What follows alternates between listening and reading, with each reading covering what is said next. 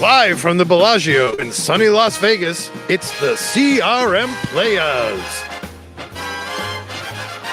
Now, bringing the Az, please welcome Brent Leary and Paul Greenberg.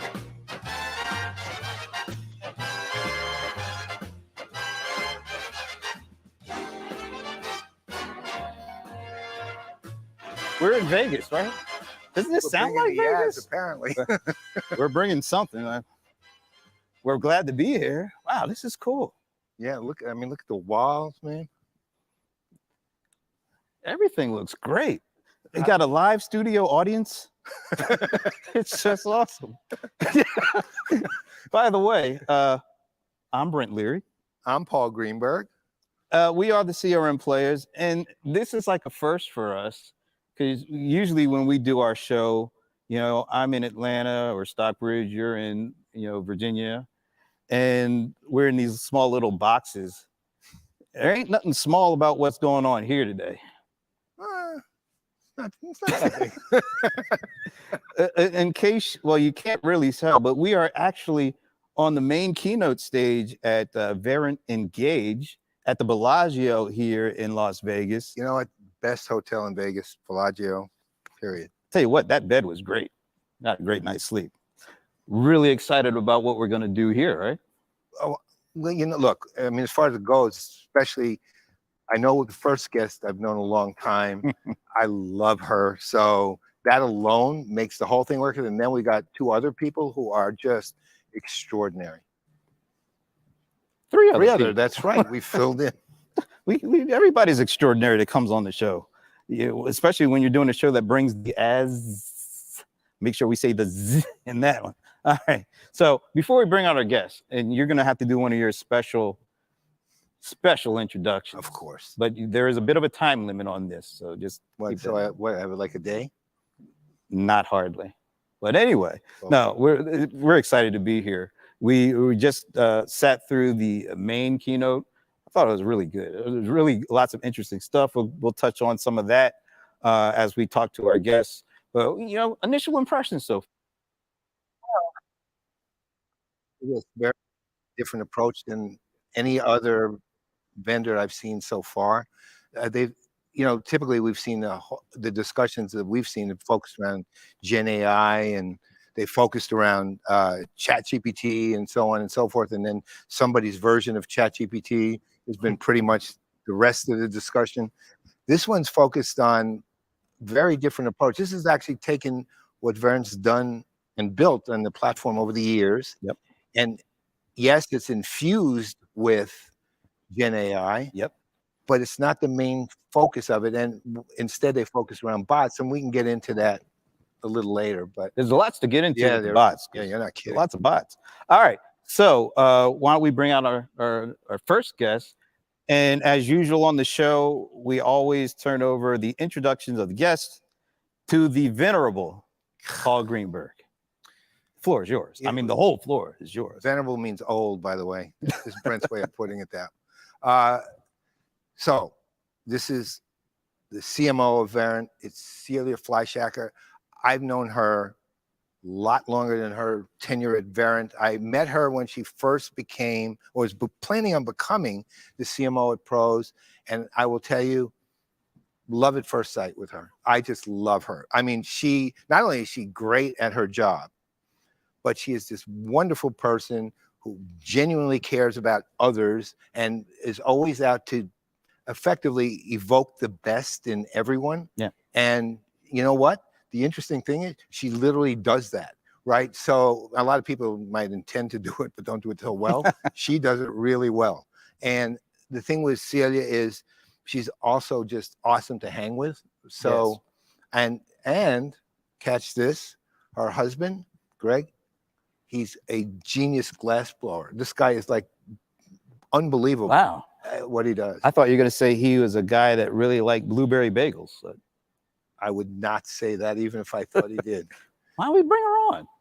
What, blueberry bagels? No. Celia. Look,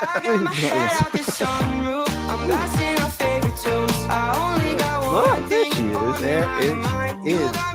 I'll get my little hug out of the way before the big hug comes. Wow, you even had walk-in music. That's great. How about it? He's to know the crew. Nice. All right, first question. Was last year's Engaged the first one that you had as CMO? Yes. And so this is your second. Yeah. I'm a veteran.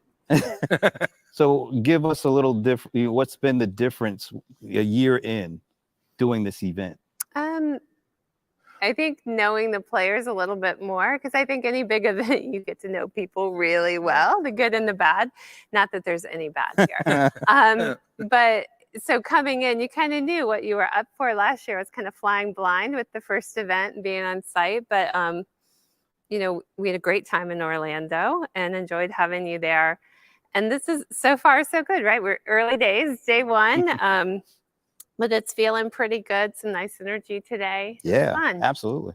So, look, the thing that fascinates me about what Verint has been doing, you know, as you remember, a couple of years ago, probably more than a couple now, they divested their other business so they could focus in on engagement and experience, and have built a really substantial business on that. But the interesting thing too is there's a million moving pieces with Verint, because you also have the workforce management thing, which you have to, you as CMO have to come up with a message to kind of integrate all that. Then in conjunction with that, now you have this massive discussion of Gen AI going on. So how do you put together the messaging for this conference and beyond, given all of that at once? Yeah. Well, what's interesting, like the art of innovation with the AI highlighted, we chose the theme, and shout out to our head of corporate marketing, Jason Williams, who came up with it. But we chose a theme last summer, right? Oh, wow. And so to have AI be in the spotlight so much now, we knew we were focused on it, but it just wasn't on. It wasn't on everyone's. Like, it wasn't the conversation it is today. That's a little bit of luck, right? But we were really thrilled to have that. And then that gave us our umbrella. But like you said, Verint has a big platform, a big portfolio. It's both an opportunity and a challenge, more opportunity, I think, than challenge, because it really does set us apart from the rest of the competition. And when people come in and they look at Verint, they come at us from different angles. They come at us because we're a workforce management leader. They come at us because we have this great experience management product. And then they find out there's a lot more. And so building the umbrella around the platform. And I think today was really interesting. I know you saw it. We talked a lot about the bots. People will hear more about the bots. We're going to ask you about the bots too. But I think that also gets you away from straight application talk to capabilities and what people really need. They need better forecasting. They need better knowledge authoring or whatever. And so I think it's another pivot for us in that platform story. Nice. So last year, I keep going back to last year. Last year, one of the main themes was around the engagement capacity gap. And I noticed Elon brought it up right on the first screen as he opened up the keynote. And everybody is talking about generative AI and large language models and ChatGPT. So how does all that stuff impact the engagement capacity gap? I think so. It's still really relevant. There's still a big gap between the expectations that the customers have and the cost and resources, especially today from an economic perspective. People are concerned. So that you still have that widening gap, like Alon talked about, that how you close it has changed. And it's that technology that the generative AI, the ability to have really great conversational technology that's available is just, it's another way to help you close it and close it more effectively. So the bots obviously pretty much dominated the discussion this morning, and they're pretty cute, right? Actually, they looked stunning on. Yeah, it was amazing. I was taking pictures of the bots. I mean, it literally was so high resolution that they projected almost 3D. In fact, there's one picture I saw that made it literally look like, I think the bot was standing next to maybe Jaime, Meritt. Oh yeah. I mean, it looked like it was standing right next to him. It was that good. But there were also 14 bots, right? That's a lot of bots. How do you how do you, that's a story. Look, on the one hand, you can sort of see the potential in the story. Yeah. On the other hand, it's actually a difficult story to tell. Because of all the pieces. Yeah. Right. And I think that's important, like, because we showed that many, but there are dozens more, right? So how do you pull that together into a story that people can digest? And I think it does come back to a platform story, talking about what they need and the capabilities they need. And I think bots were front and center today. Are they going to be front and center in every conversation? Probably not, but AI will be. Yeah. Of course, one of the scary things is if you call the sort of management piece of the bots Skynet. Don't do that. So dozens of bots. Two-part question. Do you have a favorite bot? Because they all have these names, these nice, cute names. I root for the underdog, right? So as soon as Dave Singer called the forecasting bot the basic bot, so I'm all for him. He's going to be my favorite. That was Freddie? I think it was Freddie, the forecasting bot. Freddie the forecaster bot. Yeah, okay. So I'm going to root for him because I think forecasting is very important. And so yeah, but okay. I mean, they're fun. All right. So the next part is, because there are so many bots, is there a possibility for one bot to rule them all? Like a lord of the bots kind of thing? One bot rules the world. Kind of the coordinating bot. Lord of the bots. I think we could go along doing this. Omnibot. One of the attendees told me they're really upset we don't have trading cards for our bots, which I think is an amazing idea. I'm mad we didn't think of it. And actually, Ryan Zuck is the master of trading cards. Now that I think of it, I'll have to really? I'll tell you afterwards about it. Can I ask what kind of trading cards? They were analyst trading cards he did that's ago. right. I think that was Ryan. No, that was Sugar. Yeah, was that Sugar? No, was Ryan did it. Somebody did it at Sage though. Something at Sage Ryan did back in the day. Long time. Galaxy far away. A different bot ruler. Sorry. Yeah, so I think there's a lot we'll do with him. So it's like, can you have him at trade shows? But anyway, we'll work through the bots. All right, so here we are 2 years into Verint, really. Potentially years to go, at the same time, things change really quickly. You have to put together a team that can respond to the change. When you're thinking, I want to get to the job too, the CMO job. When you're thinking about, let's say, components of a team, not necessarily the people at the moment, the components of a team, what do you actually consider as, and again, you may weigh them very differently, but what do you consider like, I need at least these components? And then what would be components of a team that would be, if we have the budget and we have the time and the money, right? We have the budget, what would be, I'd like this too. I'll start broad brush. I want competent and kind. That to me is important. You spend a lot of time with people at work, and I don't want to work with it.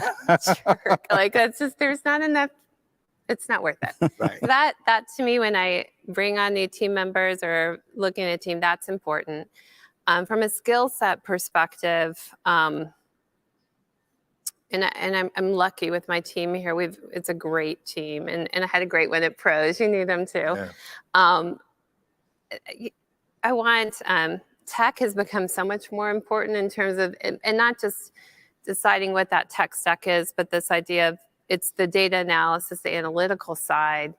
I've got this great ops team, and the person that leads it, you just say, I'd really love to see this angle or that angle. And 2 weeks later, there's this report that really, it shows the numbers and the difference, and which is huge for someone who has to step in front of a meeting and justify on a regular basis what you're doing and why. So I think a tech angle, analytical angle, and versatility, because I like people that move around a little bit. That was one of the things that I did a lot in career, started in product marketing, working with Mr. James Norwood, right? Yeah. Who loves, wonderful guy. He is. And moved to corporate. And I think that the moves around and the ability to learn the different skill set, that goes a long way. Yeah. So, you are at an enterprise software patient provider, but you're a CMO. So, talk about all this stuff from your job as a CMO and how it has changed, or has it changed the way that you kind of approach your job, good, bad, ugly, whatever? Which pieces, the AI pieces or tech, or just how the job in general has evolved for me? Yeah. Treat the latter. Yeah, the latter. It's changed a lot over the years. I remember when it was a big deal that I could produce an inquiry report, right? Like, woohoo! But the ability to take the data, and we talked about it here, take the data and understand what's happening in the business, and then to change and shift. And that's been really critical, and the focus on the data much more so than, it's not I hate the, can you make it pretty for me? But that's like my,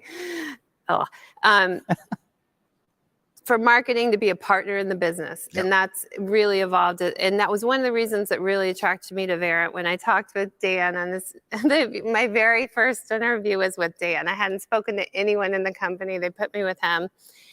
And it was all about, I want someone who can help with go-to-market strategy, who's a partner to the business, who's in there and involved. And that to me is, I don't want to only support sales. I want to partner with sales, but I want to partner with the business to drive the business forward. And I think more and more CMOs have that opportunity, especially as things like customer experience, sales enablement. There are new areas that are tending to come into marketing, which give you an opportunity to provide and make a bigger impact. All right. So I know you're changing residences. Yeah. So I have a recommendation for you. Sweet. This is the best bagel place in the entirety of for New York blueberry City. bagels? No, or God, I'm not even sure this. I mean, look, I hate to say it, but a lot of New York bagel places do sell blueberry bagels. I'm not sure this one does. I mean, which would make them, of course, one of the reasons why they're the best. But this place is literally shots fired, and they don't ship. See, this is the other thing. So you can only get them if you're in New York, and the place is literally called Best Bagels and Coffee.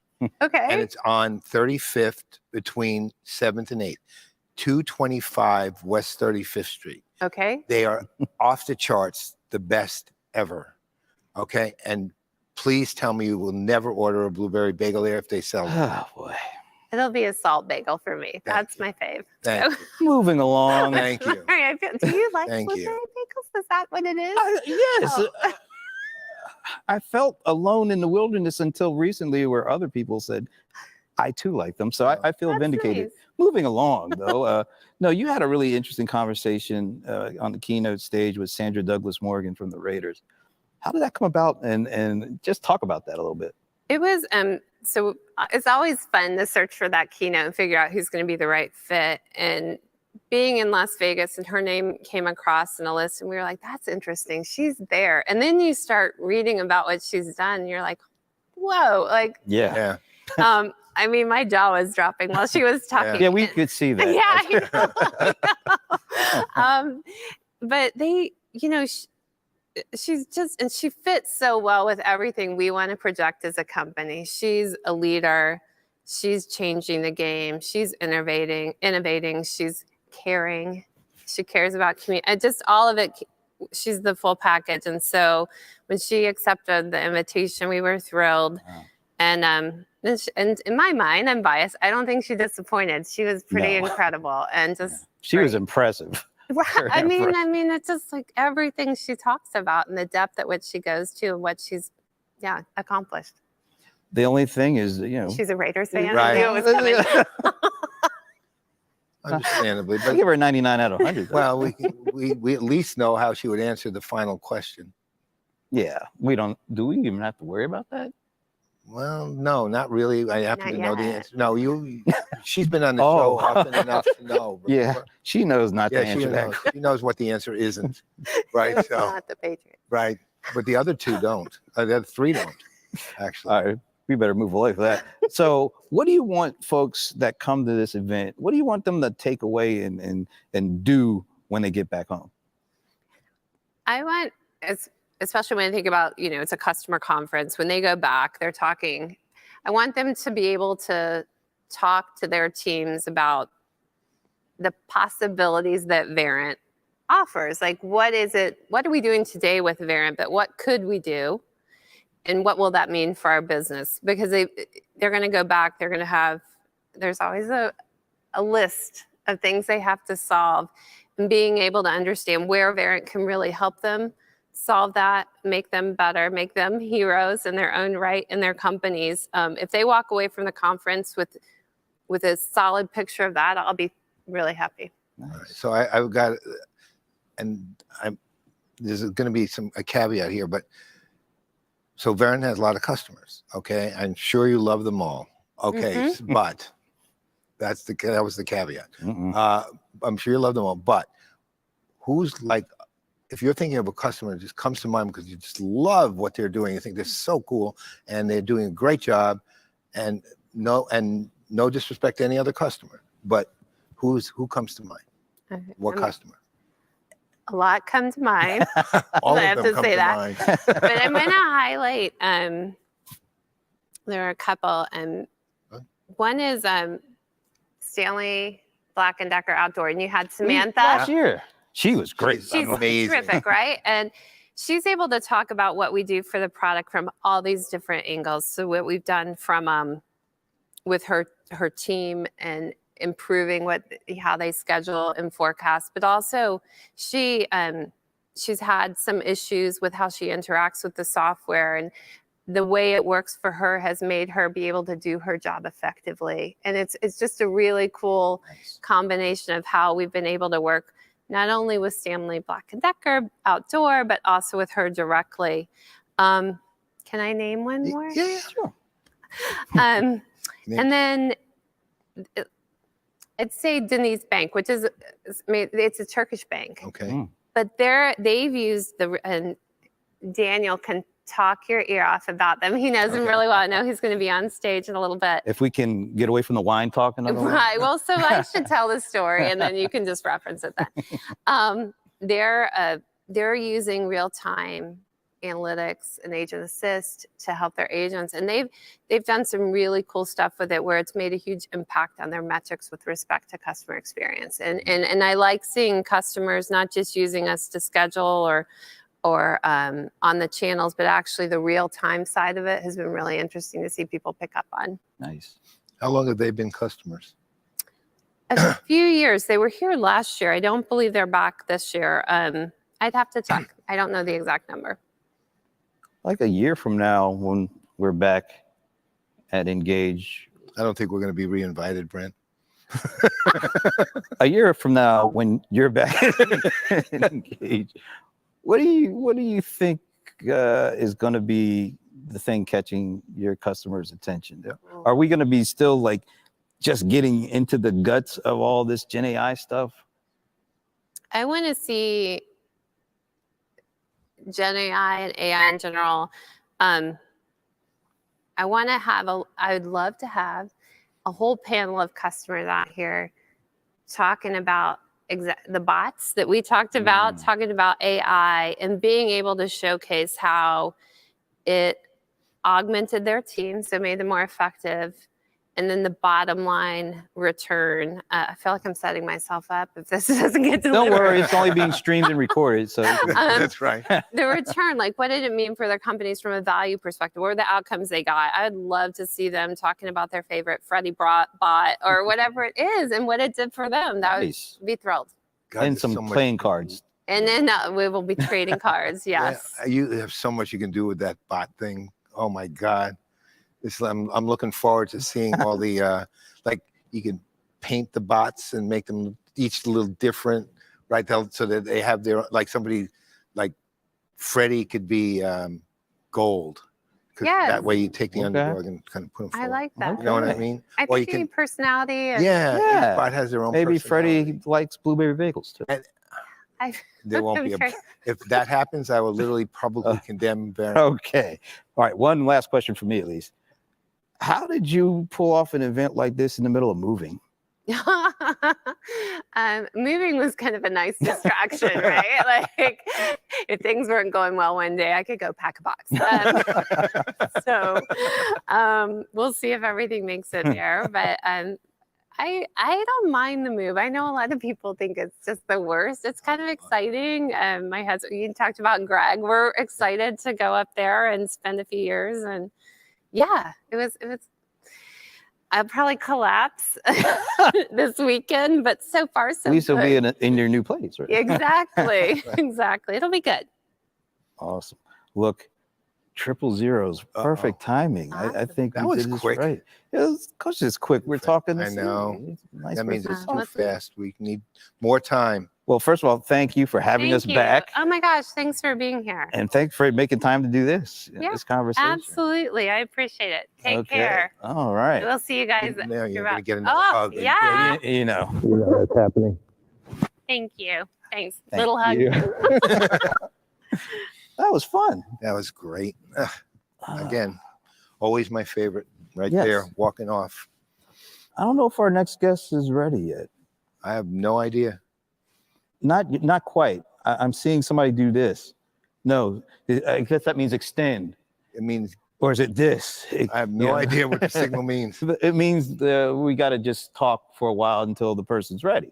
That's what it means. Okay. It's something that we can probably do. I have nothing to say. I've was- never heard you say that before. See? And that was something to say at the same time. What a conundrum. No, let's talk about the walk-up music we had. Oh my God. That's like Remember instant legend. the last time we were able to use that music? Yeah, in my basement. And you're Right. absolutely. That's right. We were running it was like I think was it the first video recorded Yep. CRM Playaz episode ever. Our great late buddy Robin Carey, Yeah, who set that up. it was awesome. And what we're talking about is the theme from Police Squad. We You know. think it. anyone has a clue what Oh, Police look at Squad that. even is? Listen to that.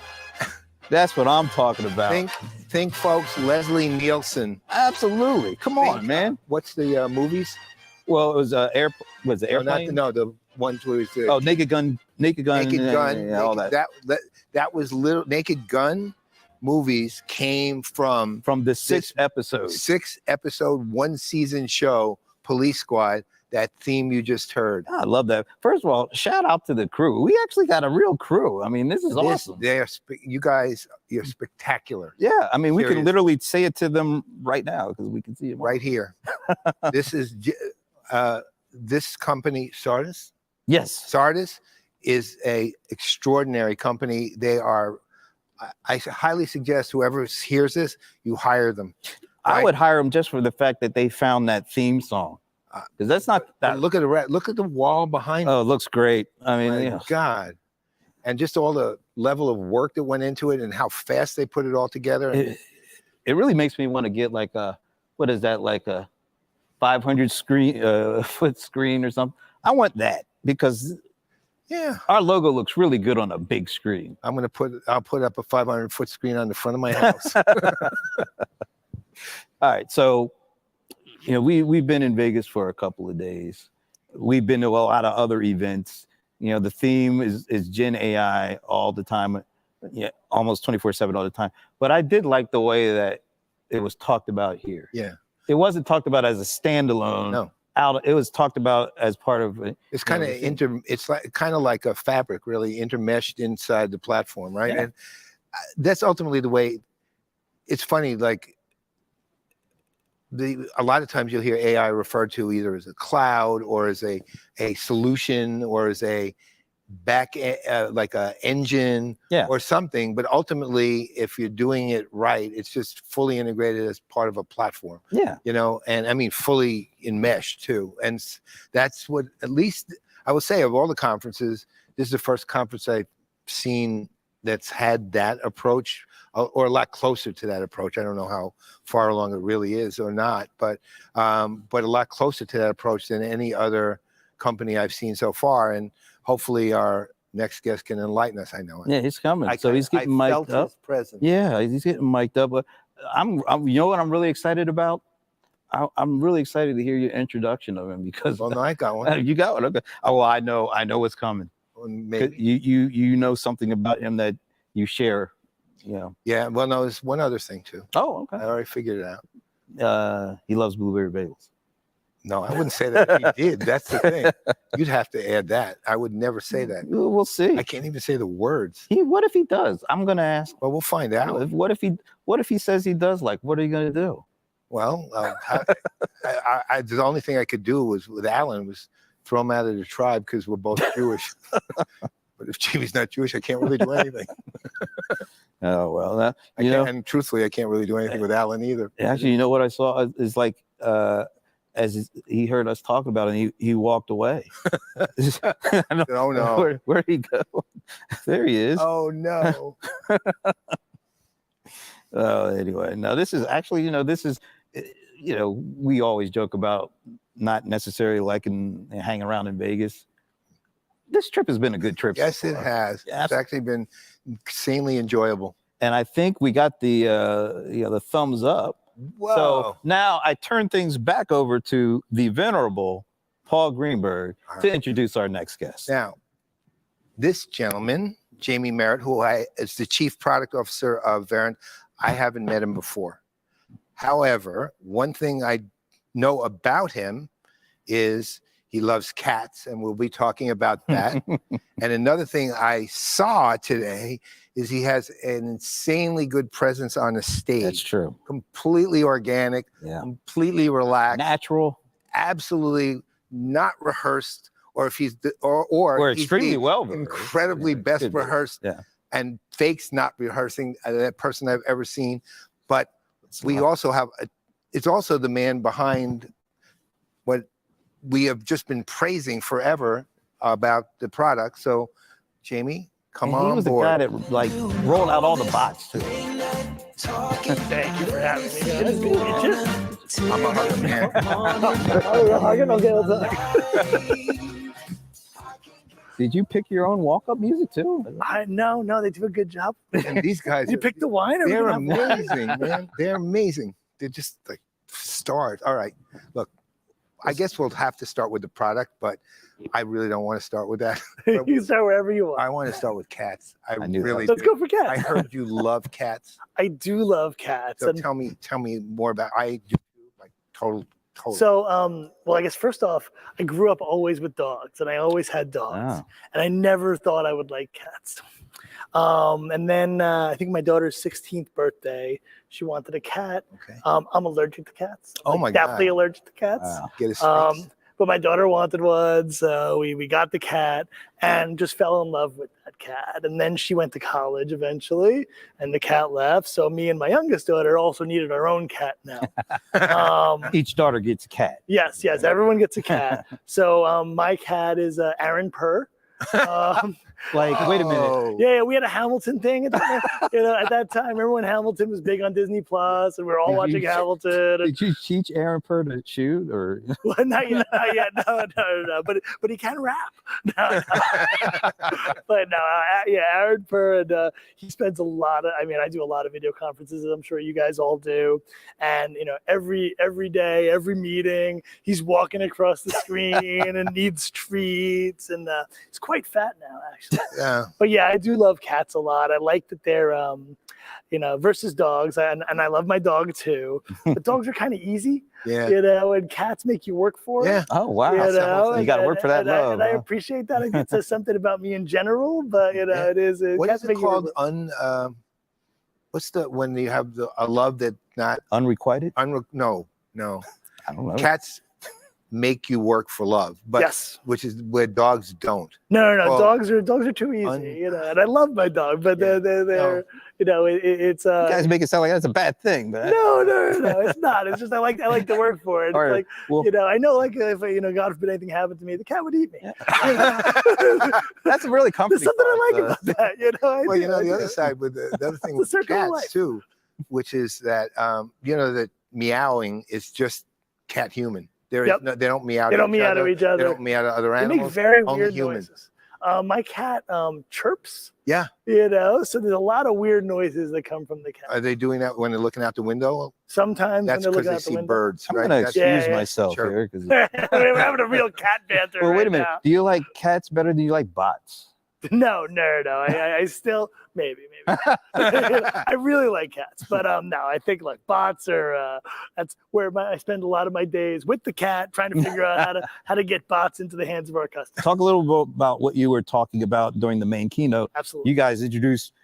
We just got done talking to Celia, and we thought you had introduced all the bots, but basically she said no. There's like dozens and Oh, dozens. sure. We have several dozen bots out there. Those were great examples of the ways which we, inject AI into the fingertips of agents, right? And that's the whole concept of those bots. It's, don't have to change the way you work in order to really adopt AI. I mean, AI is amazing. AI is world changing, but AI also can be very hard to use. There's APIs, there's different sites you go to for them. So making AI approachable, making it work with zero training, and making every agent have that team behind them, that's really where we focus our bot development. We take the latest and greatest of our own proprietary AI, and obviously what's available commercially, like ChatGPT and OpenAI, and we think about how do we integrate that into the way an agent works today, a supervisor works today, a forecaster works today. Insert employee name here, and how do we help them do their job better? Shave time off, make them more effective, give them more minutes back, and eventually save their employer money. How do you, one of the things that I think people were excited about and also overwhelmed by was they were excited by the fact that each of the bots did something, and there were a lot of bots, so a lot of things can be done. Yep. On the other hand, managing all of that, because it's so many, how do you manage that? So it's interesting because it's because the way we build them into our applications. So it's not that you have to manage them entirely separately. You have to train them. We spend a lot of time training them on the latest and greatest data. Mm-hmm. We have a way of injecting them into apps that they feel like any other feature. I didn't say that there's we didn't have a bot pop up and remember Clippy or whatever. We don't want to go there. No. But we didn't have like a bot pop up and say, hey, I'm a bot, I'm doing something special for you. We said, here's a summary of the call. Here's the thing you're going to go put in your CRM system. So we just naturally bring it into the application as any other feature. It's just an AI powered feature that happens to be managed and provided by a bot. So there's lots of them. Lots of them. They all do specific things. Yep. How do they are managed? Is there like we're just talking, having kind of a little fun with it when we say, is there like a Lord of the Bots? General one bots, bot to bot orchestration. Yeah, how does that work? Metaphor-wise, you could have a lot of fun with it. Yeah. Major bot, and you could have a hierarchy of bots. But again, it's more the bots are configured and they're there. We don't have to orchestrate them. It's more about actually orchestrating humans and bots together. Okay, so maybe that's, I'll take a step back and say, really where we're focused on making humans and bots more effective together. So how does my employee's schedule change because we now have bots handling 45% of all the interactions? How does our quality process change now that I have so many terrible interactions with those other chatbots, that people have been building? So a lot of it is about having workflows across the application that, how do we treat bots more like humans and provide governance around them like humans? So we understand their impact to scheduling. We understand their impact to quality. We understand, specialized analytics for how do bots perform, the complexity of the type of interactions bots can have. So maybe the way to think about it is it's not that much different than managing humans. And we've been, for the last 20 years, managing humans through contact centers. So this is just, there's a lot more of them and they're a lot more automated and they're a little bit more geeky. So it would be sort of, in effect, desired outcomes helps you figure out which bots you're going to use. Yep. In that order. So I think that's, we think about what's the agent or the supervisor trying to accomplish. How do we use AI to make them better, faster, stronger, and save money for the organization? Yeah. And then you manage them very similar to you manage humans, but they listen a lot better.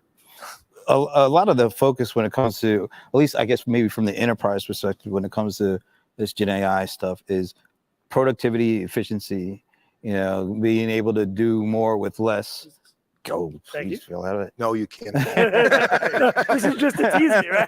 It's not really Just to water. tease me. Hey, look, no, this is vodka. 275. Yeah, Don't drink that. Don't drink that. 275, please. No, but from the enterprise perspective, it definitely feels like the attraction is being able to do more with less, be more productive, more efficient. The excitement outside of the enterprise is, oh, we're able to create things that we've never been able to create before. When will we see that coming into the enterprise? Because I understand the complete, efficiency and productivity of doing things that we've done.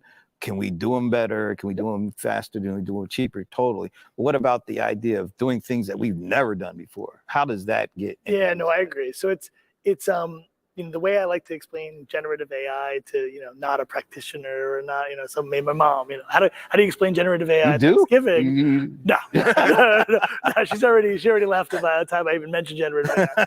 Yeah, but it really is the artificial creativity. It's the first time where AI feels like it's actually being creative. Now, it's technically not being creative, but it feels enough like it that and that's really the power of generative AI. So right now we are doing a lot of contained use cases, things that aren't prone to hallucination. Yes. You can control them and you can trust their answers, and you always put a human in the loop. So even if you don't trust their answers entirely, the human has the final say. Right now, where do I think that it's going to start in being really seeing that creativity? I think things like sales messages to customers, all those terrible emails you get from sales reps, they could be written by generative AI. I mean, you're already They getting can't be any worse. Yeah, they can't really get that much worse, and then they're not always entirely accurate anyway. So it's really about how much. You're worried about the impact of hallucination. Yes. And, I do think that you'll see it more and more in communication. Right now you're seeing a lot of it used in schools, under the covers. There's a lot of kids cheating with generative AI right now. So it's doing a good job at, speaking in certain voices. And I think it'll start speaking in sales voices, in marketing voices, creating copy. Those are things that I think the impact of hallucination and the creativity are a good balance. But putting it in a healthcare bot is something that we're a little far away from, because you need to be able to it's about controlling the response and predicting the response accurately enough that you can trust it. Yeah. And that's where you need a lot of governance in place, a lot of understanding of how it works, or you need to be able to react faster than it gets out and does damage. So on that, actually, we were at Pros Outperform, and Dr. Michael Wu, gave an extraordinary discussion on what generative AI is. And in there, he talked about hallucination. Yeah. And I had experience. I've written a number of books, and I asked AI, give me a list of the books I've written and a description. And it gave me, first, I've written 8 books. It missed 2. And then it listed the books I actually wrote, and then it made kind up of a slap 2. in the face. Huh? No, I want the credit. The 2 missed aren't worth 5. Okay, Right. 5. Right. So See, ChatGPT knew that. that's right. Well, it spared me. Right. So, but then it made up 2 books completely. Okay, yep. Actually, when I say made it up, I mean it's not like they got the wrong author. Yeah, just made it up. Invented the 2 books, and it was believable. Oh yeah, because the descriptions were there, and everything, and I thought, well, maybe I should write one of these. I know. No, it's amazing. I did the same thing very recently where I didn't remember what this particular acronym in Verint stood for. So I said, look, it's been in documentation. It's been on the website. Let me ask ChatGPT. And it gave me it was an initialism, right? So it spelled out what it was. Totally wrong. But I mean, I was like, I would absolutely believe that if I didn't know that it was wrong. So it's really amazing. And I bet your books were they sounded like they could have been written by. Well, maybe 5 years from now you will have written them, and it will be correct. It could be future prediction. Made me think about writing at least one. So, how do you, one of the points Michael made was the whole purpose of generative AI is generative, right? Yes. And so if you put the I forget what he called it, but basically everything down to zero. It's not generative anymore. So how do you? Yeah, if you make it predictable entirely. What did he call it? Determinate. RAG. The acronym was RAG, right? Right. Yeah. What was it? What did it stand for? I don't know the R, but I Basically, remember it basically said, no, this is not true. Yep. Go away. If you don't let it get creative, then you're basically taking it away from becoming generative. Yeah, in this case, he said you let it get creative, but when something false came out, it stops it. or if it didn't have anything to draw on, right, don't try to create don't something. trust it without it. It's almost like you need a generative AI monitor that's watching in real time what it's saying and has a corporate version of the truth. Yeah. So maybe what you end up with, I mean, we're making this up right now, so we may as well have some fun, right? Have some of the wine if we're going to make some stuff. Yeah, where's the wine? Seriously. But anyway, but maybe what you need is, a non-generative AI monitor that's about governance, and it's monitoring in real time, so you can stop it. When it starts to go off the cliff. So the AI that kind of balance of real-time monitoring and generative AI creativity might be the right balance to keep it under control, but to allow it to be creative. So the Gen AI, I think we might have to patent something right now. The Gen AI would then need a co-pilot, which everybody's calling Gen AI a co-pilot. Right. But Gen AI is a human co-pilot, but the Gen AI needs a co-pilot too to keep it honest. Co-pilots all around. But that's a simpler bot in some ways. Now, it would have to be domain specific, because the power of generative AI is you can make it cross domain, but then you can't control it as much. But maybe I have my corporate glossary and dictionary and set of compliance rules, and that's what my monitor knows. And then the generative AI can be creative within guardrails. Yeah. Tell us a little bit about, I know you talk to customers all the time, and I'm sure they have a lot of questions, concerns about all this stuff. What are the things that they have a misconception about? And maybe also, what are the things that they aren't even thinking about that they really should be thinking about? Yeah, no, I think those are two good questions. First off, generative AI and the whole AI, I don't know, the 5th, the 10th AI boom, whatever AI boom we're in the middle of, but every time it's different and better in some ways. But the first thing is it slows down a lot of decisions right now. Is AI going to replace everything I do? Do I no longer need agents? Do I no longer need employees? And are they asking that with a sense of hope? Well, sometimes it depends. It depends. I mean, it depends who you're asking, right? It's I laugh because I come from an engineering background a million years ago, and it's like, as an industry, we've been trying to get rid of developers every way we can since I've been, since I was a developer, right? And even with generative AI, it's getting better and better, but you're still not really going to be able to get rid of developers. Right, and, you can't get rid of the human brain. You can make them more effective. You can make them more efficient. You can use fewer of them to accomplish more. There's all those types of things, but it doesn't entirely replace humans for many, many, many purposes. Now, maybe if it gets good enough at writing, copy, maybe it'll replace, people if they just do one very, very specific thing. But anyway, it's, I think a lot of people are overinflating the impact it can have on their employees, and it slows down a lot of their decision-making process. So I think that's one of the misconceptions they have. It's really exciting. People are figuring out really how to manage it and how to use it at scale, but I don't think it fundamentally, makes us all live on the cruise ship in leisure while bots do everything else for us. I think that was WALL-E, right? It's obviously a WALL-E reference. What is a WALL-E reference for us now? Yeah, but so I think that's one of them that I hear often. And also it's, but they know they've heard about it. They know they want to use it. They don't really know what it is though.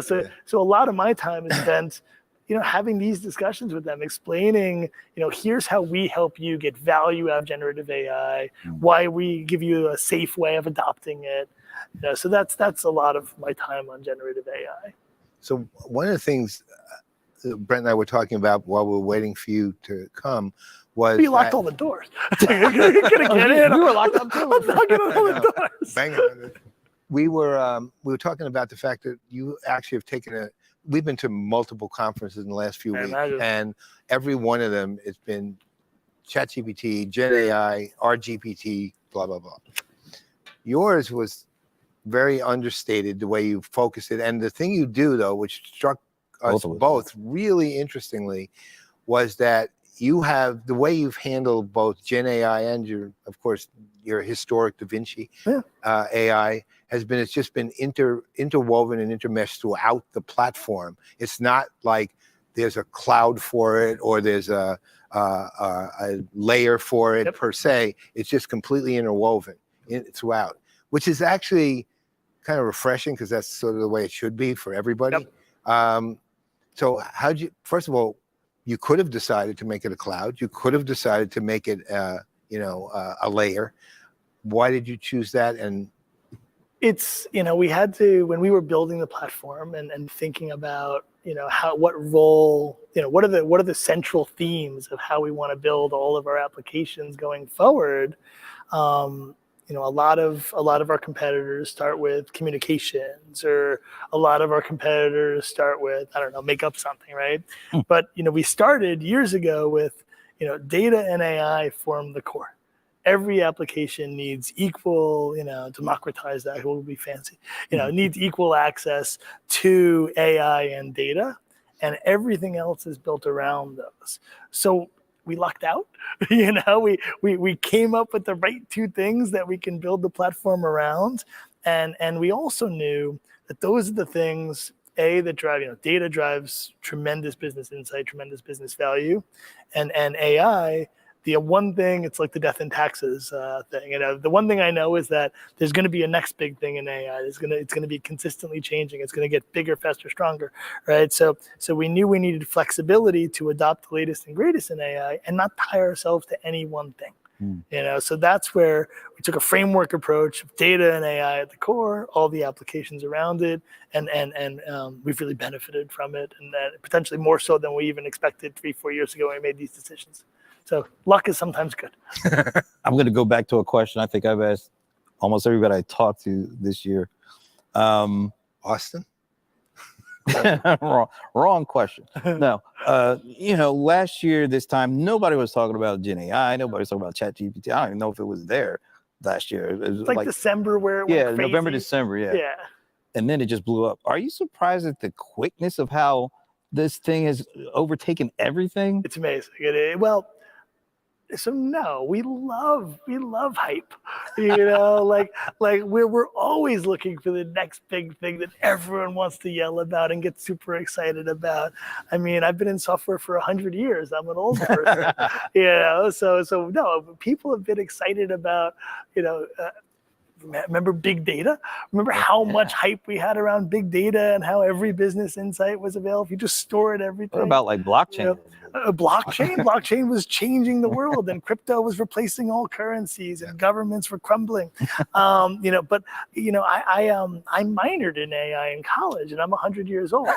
My professors in the 60s invented AI, and all this. So it's always been the dream, right? And there's always something. I mean, we love to get excited about stuff. Generative AI is truly exciting. I'm truly, but we love to hype things way more, and then eventually we realize how to pragmatically apply it and to get real value out of it, and then we get another thing that we're going to get really excited about. It's the fun of software. All right, so we asked this question of Celia earlier, and so who's your favorite bot? She gave us an answer, but we're not telling you what it is till you tell us yours. Yeah. Let me think for See a if they're moment. the same. Do I have a favorite? All my children, I have to choose That's your favorite. right. It's the Sophie's Choice Who's of the favorite? bots. There's always a favorite. I went a little morbid there. I'm sorry. That was really. Let's Are go you sure down this that is rabbit what hole. There's a place. I'm waiting for the duck. So let me say, who's my favorite bot? Look, I really like the summary bots that we're doing. You got to say the name. So I actually like to call wrap-up bot. Okay. Oh, okay. Now, why? I had an insurance customer come to me, and they estimated that they would save $28 million just by deploying that one bot. Wow. Oh, Because it shaved they were spending 1 or 2 minutes after the call actually working on summaries. And we can shave almost that entire time off and turn it into 5 seconds. And at their scale, the scale of a large health insurer, it was incredibly impactful for them. That seems like that would be a win-win. Management gets what it wants, but the actual agent. This is the funniest part is, we've done a lot of applying AI to what the agent's doing every day. And we thought originally they could perceive this as like Big Brother, like we're watching them, it's surveillance-y feeling. But no, their employee engagement and employee happiness went up. Attrition went down. You know why? Because we're giving them tools that make their job better, easier, and they like them. So there's always that trade-off. If you get enough value out of it, you're going to give up lots of privacy in some ways. This is the kind of stuff that actually could get salespeople to use it. I agree. I mean, and they're incredibly difficult to get to get to adopt new technology in any way. If this automates writing their sales messages and keeps it consistent and it stays on corporate brand, it's By the way, Celia's favorite bot was Freddie, because you described Freddie as the basic. I know. Support the underdog. I know. Yeah. Now Freddie is named after Freddie Mercury. Actually, there's a whole story there. I was going to ask, how did you come up with the names for each of these? Actually, my colleagues came up with the names, but Freddie, I know, came up with it was Freddie Mercury. Why wasn't there one named Prince? I love Prince. You have to have a P. Did you hear what he said? Yes, You love did. Prince. I do love Prince. All right. I do love Prince. I like walking through the Minneapolis airport, and there's the Prince store. You went to the Prince? I did the Paisley Park tour about a month ago. Wow, very nice. Very nice. Oh, Cats, Prince. All right, we're getting down to the last, so we have to ask. Yes, we do. We have thoroughly enjoyed meeting you and talking with you right now. But the way you answer this next question determines if we'll ever speak to you again. Wonderful. All right, so not to put any pressure on you. Do you have a favorite NFL team? Okay, so I'm a sportsual. Okay. Well, I've never heard that. Well, I just made that up. What did you say? He said he's asportual. Asportual? Yeah. So I have almost no preferences in sports at all. I really don't. I mean, I'm a New Yorker, but I lived in Massachusetts for a very long time. And I did like the Patriots at that time. But used to, right? That's a used to or used current? I don't really care. All right. You can hate me. No, I appreciate it. But you just saved yourself. It's apathy.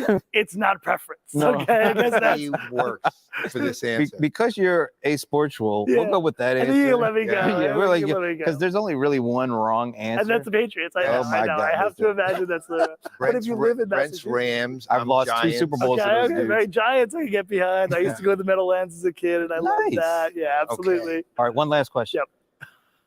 So we're down to 50 seconds. No, this is between me and him. Well, how do you feel about blueberry bagels?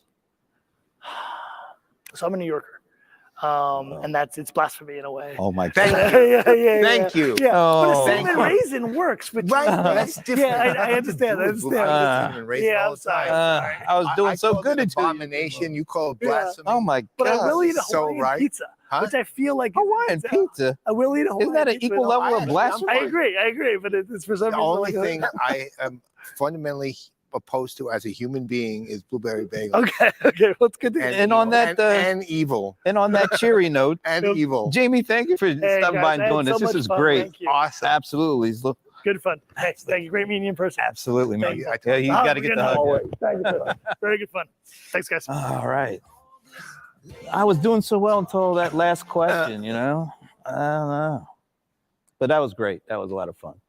Now, I thought I saw. She is. Oh, okay. Our next guest is here. You know what happens now?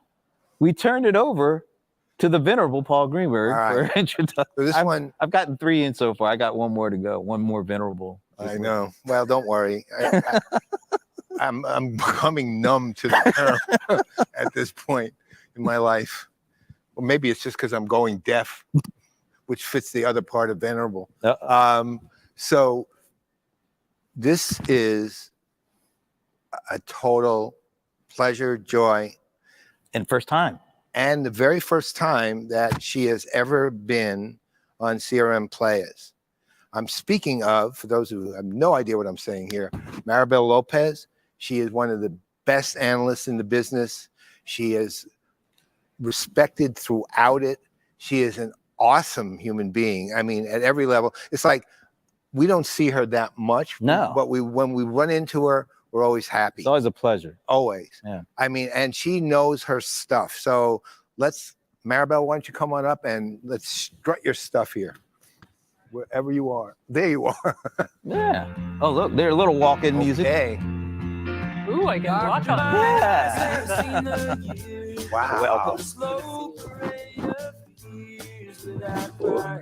Now I want to understand. Senior Greenberg is a good hugger for those that don't. Oh, yeah. It's well, Most people have to go to a chiropractor after he's done with you. Yeah. There are worse things in life. Well, first of all, thanks for doing this. my God. We really appreciate it. No worries at all. Happy to be here. Okay, They so actually ran me down in the hallway. It's my fault. I asked for a selfie. This is what yeah, happens. you get a selfie, we get you to come on the show. So tell us first impressions of what you've seen so far. Well, I know there's some things that happened yesterday, but the keynote was this morning. So tell us first impressions. Yeah, we got our preview of the keynote yesterday, so we had some time to think about it, I guess. I guess what strikes me is, more than, we don't want to say exactly how long, but let's just call it more than a decade later, we're still talking about a lot of the same themes. Having said that, every year I'm really excited about the fact that we've gotten better at it. That we're actually making progress, that we're doing something. We've talked a lot about unified data for a long time. That's gotten a little easier to do now. Still not easy. I still don't think that's an easy thing, but assuming you can break down the data silos and get it in the right spot, and then you layer some AI on top of that, which they talked a lot about as well, I think you've got the option to really start to deliver a better CX. And perhaps some even more inventive things that are around the whole journey itself. So in general, I think we saw some really good progress on that today. And not to belabor the point, but I've been going to a lot of events and we talk a lot about AI now. I mean, it seems like we've talked about nothing but generative AI for a little bit right now. What were we talking about before this? I don't remember. It's been so long now. Really is. But having said that, there's AI when you talk about it and it's not connected to anything and it's cool and it's whizzy and it could do all this stuff. And then there's AI when you start to say, oh, well, that does a specific thing and I need that thing. That thing works for me.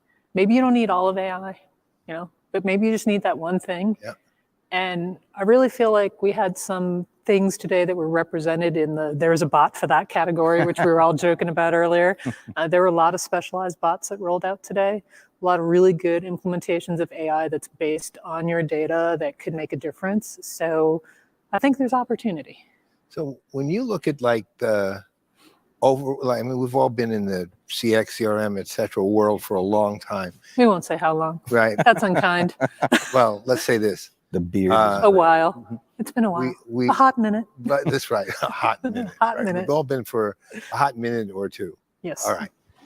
So you look at the market overall, to your point, we've talked about a lot of these things for a decade plus. However, at the same time, we see, let's call it, at least perceived accelerated change. Yes. A lot. Yes. Right. And people it's not like people are intentionally hyping things sometimes. Some are, of course. Well, maybe. But it's just people are, what's happening though, is a lot of people just don't know how to handle all the information and all the change coming at them. How do you suggest that they actually begin to think about handling it? Because there's a lot of people who just are trying, they're not even necessarily focusing on like Gen AIs per se. They're just trying to handle something coming at their face fast. It's an interesting question with perhaps a very boring answer. And when I think about this, we have a lot of technology. Yeah. A lot of technology. What we need to do is figure out what problem we're trying to solve. And how many problems we're trying to solve and in what order we're trying to solve the problems. And if you can do that, have a good strategy around that, sometimes what you need to do technically just falls out of that. It's like, hey, it's sort of like, hey, saying, yeah, you could buy a platform and it might do what you need it to do and it might not. Like I've seen this happen in other markets. So for example, for a while, everybody had to buy an IoT platform to connect all their things that spoke different languages. And then they had a platform and they're like, what'd you get out of it? It's like, well, that's not what I did. I rolled out the platform, right? So this is not about rolling out a platform. Out of it? Yeah. So I think that you as an organization have to look back and say, hey, what are my most pressing issues right now? What are the KPIs my organization has asked me to pull out? Some years it's like, hey, our net promoter score is in the tank. We need to work on that. For other companies, it might be, why is that the case? Well, because our billing system's really terrible, or our order fulfillment's terrible. And, that's what they need to focus on. So once they know what they need to focus on, and the same thing happens within CX. There's definitely like CX breakdown points in any organization.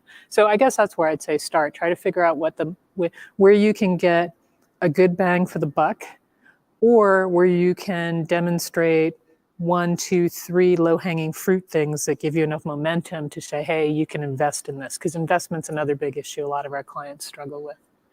And by the way, is this show water, or can I actually drink You can this? actually. Okay, good. Absolutely. Because it's Las Vegas, and you need to selling. Take hydrate credit here. cards. Okay. When you I've talk to got your a- clients, I know the Gen AI stuff has to be coming up front and center.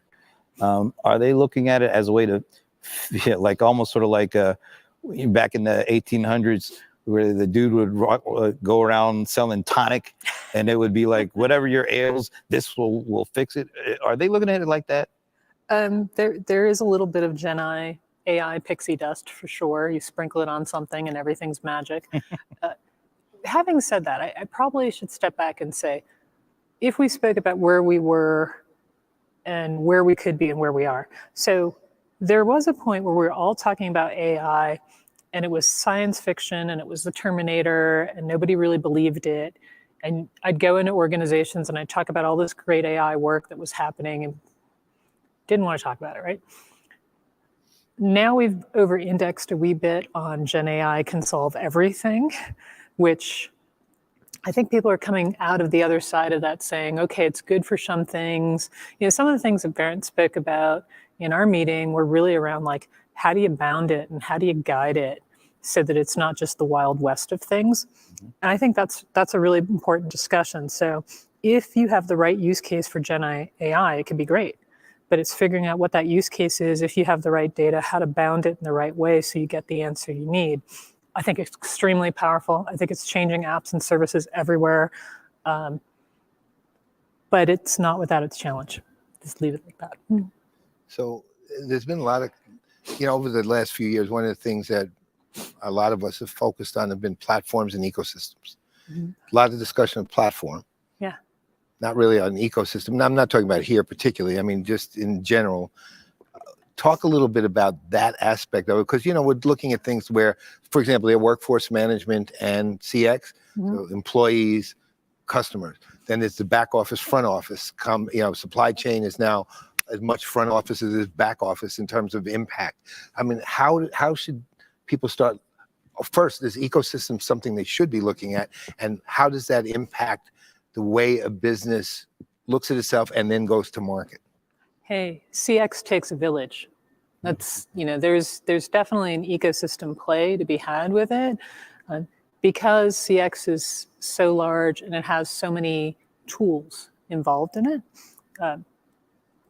When you talk about the platform versus the ecosystem, everything works great if you're in one person's island. The problem is that you roll into any customer and they've got a collection of islands. So somehow you have to build bridges between those islands. And maybe you decide to, bring in land or develop more on one island than the other, but you're going to have islands. And the question is, how do you make those islands work together so they don't end up being, disconnected and break your experience? Because it's just unrealistic that we're going to get everything all together in one place under one technology vendor. I mean, it's just not even possible. Right. So knowing that it's not possible at the outset, I think the goal is, who are your 1 or 2 strategic partners? Do those 2 work together? And then what kind of application, API, structure have they placed around themselves so that they can actually connect with the other things you need? And sometimes you have to vote an island off the island, so to speak, right? Maybe you don't need to keep all the islands that you've had. Yeah, it's a survivor moment for sure. But when you think of modernizing, that's the opportunity. When you think of cloud, that's the opportunity. It's like, hey, maybe I can't get all 15 things from this one vendor, but I can get like 7. And these 7 together, the suite approach is really good. That's going to work for me. I know we talked a lot today about best of breed as well. I have clients that have wildly dramatic views on this, right? Some people are like, let's put together all the best of breed things. Some people are like, I don't have time for the MacGyver duct tape and sticky glue approach, right? So let's see if we can do it differently. And hopefully somebody that's listening to this is old enough to know who MacGyver is. But well, you got 2 here. Okay, I knew that you and I would know, but I'm not sure if anybody. But they did do Young MacGyver, so maybe it's okay. There was a MacGyver reboot at some point. It was right after the Nowhere Karate near Kid reboot. And nowhere God, the near as Karate good Kid either. The reboot. MacGyver reboot's nowhere near as Oh good. God. Anyway, I guess that's my thought on it. It's an opportunity for you to look at the technology estate, move into a better technology estate with a set of strategic partners, but you're still going to have to pull an ecosystem around it. The thing I took issue with was the word open. With what? Oh, really? The word open. Okay. Goodness knows I hear about open a lot, right? Open AI. There's just, so open is really interesting, and I get why he used the word open, and I'm not saying it always requires definition. That's the problem with the word open. Fair It enough. requires definition.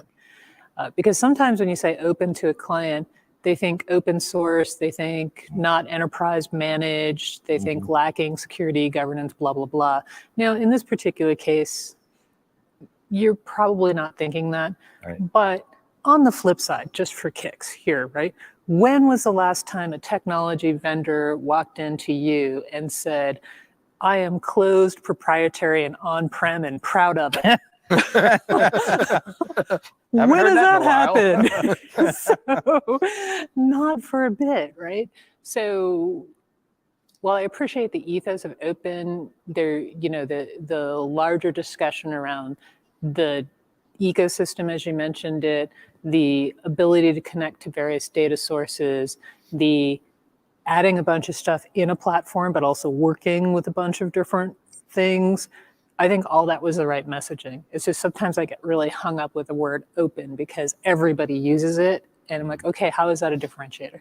So let's say, even though it's not really what I'm about to bring up, it's not really specifically a subject of this conference, at the same time, it kind of goes in a different direction to the same thing that you just talked about, which is no code, low code.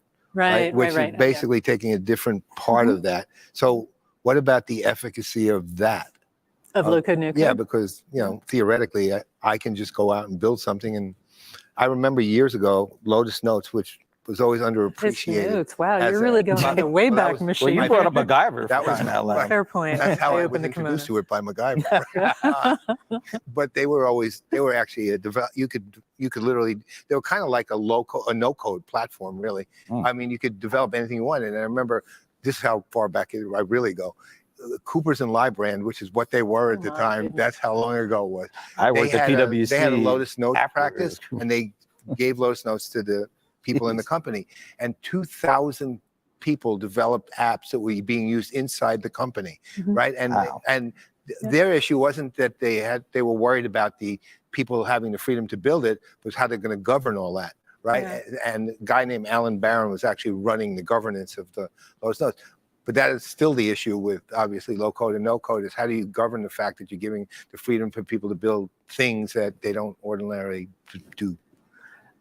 So there's a couple things to unpack there, right? So the first thing is sometimes the low code, no code was the citizen developer discussion, right? And the citizen developer still turned out to be a developer until you really got to no code, more so than low code. Exactly. Right? If you were no code and you were drag and drop kind of things, okay, anybody can do, even I can do that, right? So then the low code was really like, I sort of know some things, but this is not my full-time job. I needed to be quicker. I needed, that to me was a lot about speed and ease, right? We're actually entering the same thing right now. There's the same discussion happening around Gen AI, around taking over coding and making coding easier. And I watched all the demos, for example, from the latest Microsoft build, and if you were a developer, this really made your experience faster and easier. And one of the things I think it opens up is the opportunity where, I used to go to clients. I went to one client one day, and they were talking about their 3-year roadmap of projects. And all I could think of is the person that's in year 3 on that list of projects is really, really unhappy right now, right? So I think we have the opportunity to accelerate that whole list. So it compresses. The other thing I think that's happening, to your point, is security, governance, compliance. The use of data is actually very important in organizations right now. I think a lot of the things that we're developing do have more checks and balances in them than they have in the past in terms of how data is permissioned, how it can be used. At the outset, even if you try to go rogue, you may or may not have access to all of the sources that you need. So what I would say is I think the whole process is getting better. I still don't see an entire organization, anybody in an organization just going out and creating an app and coding everything. But the opportunity for you to get somebody in your group that has enough something to make that happen is far better than it's ever been and will continue to be so. So you made me think about something, and I talked about this a couple of different places, or talked to people just posing this question. One of the things that with Gen AI that is still an issue, and maybe potentially even a bigger one, there are still a kind of a very small fraction of people who are actually developing all this stuff for everybody to use. When you mean a small fraction of people, you mean like the people that are doing foundation models, or the people? Yeah, like the people that are creating the technology that is now being spread out, and everybody is big hardware to do foundation models. The same. So there's just very few people, lots of us using it. So the very few people, they have potential biases. It could be subconscious, but they're inherent. And even if they don't think they're being built into these tools that we're all using, they are. Do you hear, clients, anybody worried about that kind of stuff or thinking about that kind of stuff? Because I'm not hearing it a lot. I was surprised I heard it at one of the recent conferences from an exec, but a lot of it is more focused on, the security and the kind of the traditional things. But this potential because of the explosion and the scale and the acceleration of adoption, once it gets out, it's out. Are you hearing anybody kind of concerned about that kind of stuff? So clients have not been as concerned about the responsible AI discussion, as you noted. Having said that, part of the reason that they're not as concerned about the responsible AI discussion is I think they're starting to think differently about foundation models and what they're good for.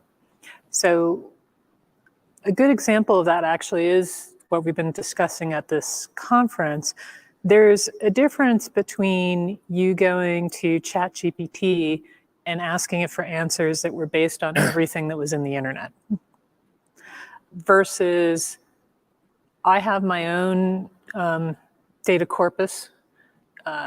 I then have to be the person that's responsible for making sure that that has limited biases and other things in it. But I'm going to leverage in one of those secure, compliant ways what a foundation model could do in terms of summary. That's kind of the aspect I'm using of it. I'm not using the aspect of go find me an answer to this, right? Now, having said that, you still have to be careful, because if you looked at something like summary, well, summary is probably based on the language you've already been using, but what if it's not? What if it starts to interject other things? And you can even see this in something like Grammarly, if you've ever used Grammarly, and you get to the point where it's like, well, that specific word, should it be, I think I put in mankind one day. It's like, well, shouldn't that be humankind, right? Things of that nature, right? So I do think that there's a lot of discussion around how to train the larger foundation models on that.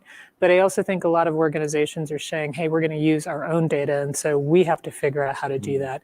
And they're still not far enough down the rabbit hole on that either. Okay. But at least it abstracts that problem a little bit from what you're thinking about.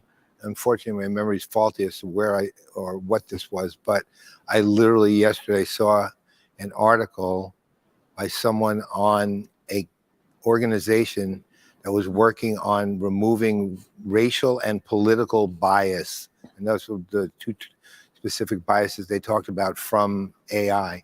Yeah, there will be a tremendous amount of energy placed on this.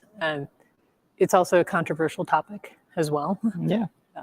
But I think the good news is, without awareness, you're lost. So we're at the point where, for many organizations, they're at the beginning of their AI journey, and that's when you want to insert the concept of ethics into it.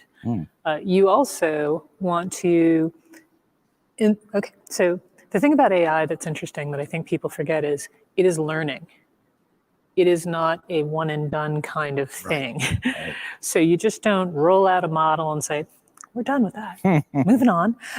So, and the reason that that's important is because you always need to go back and check, are things behaving the way you thought they were supposed to be behaving? Are you getting the results you want? Do you need to fine tune? And I think that this is very much like the software development life cycle. We talked about a AI development life cycle. That's one of the reasons why we had ML ops as a term for a while. So I think we're in the AI development life cycle, and that gets you opportunity to do a couple things. It gets you the opportunity to insert responsible AI ethics. It gives you the opportunity to insert security. Nobody really talks about this, but there are breaches that are specifically targeted at models, to change models, to poison models, to make them do different things. So that's another area that we have to look at. So all of that requires you to not just decide you're going to run it once and you're done. All right. So how do you see this directly impacting CX? Directly. Okay. So here's what's cool about this, right? So there's big AI, right? Which is, what the Googles and the Microsofts and everybody talk about. And I don't want to call it little AI because this is not little AI, but there is specialized AI.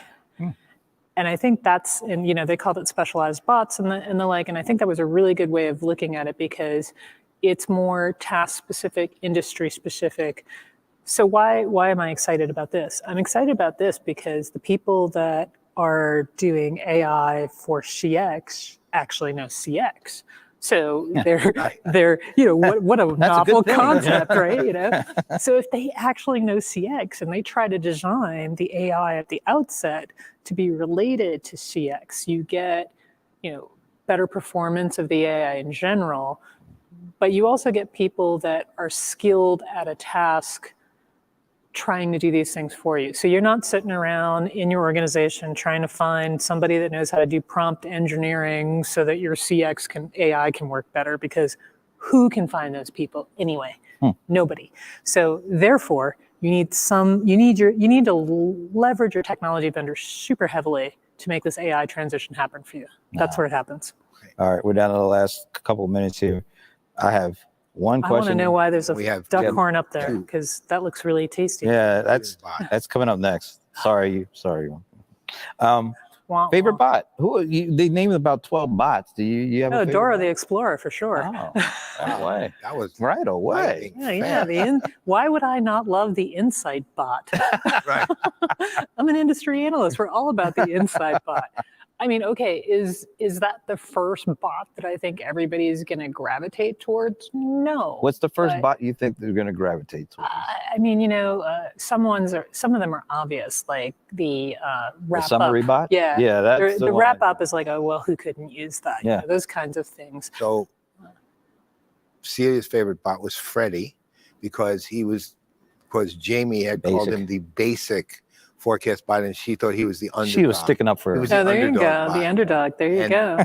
Jamie's underdog. favorite bot was The wrap-up bot. The wrap-up bot. Well, you know what? There's not a company that we talked to that couldn't use that. So that's that just is, right? And that's one of the best examples of Gen AI, because it is, in some ways you hear it and it sounds so basic and uninteresting, but in other ways, like the basic uninteresting things are incredibly powerful in terms of efficiency in an organization. If you're an agent, you want that wrap-up bot. You want that. All right, Brent. You Okay. The question now. Since we've never had you on the show before, Uh-oh. this is one that we don't know where this could go, but we've enjoyed having you on. You know that. We love the conversation, but depending on how you answer this next question, we may never talk to you again. So Uh-oh. not to put any pressure on you. Do you have a favorite NFL team? Uh-oh. Well, okay.